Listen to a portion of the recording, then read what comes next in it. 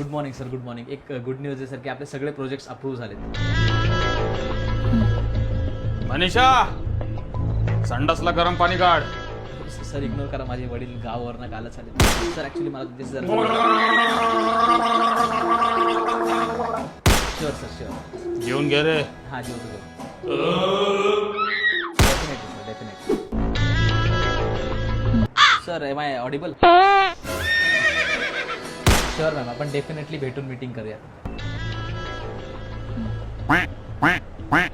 काय कोणी मॅनेजर आमच्या.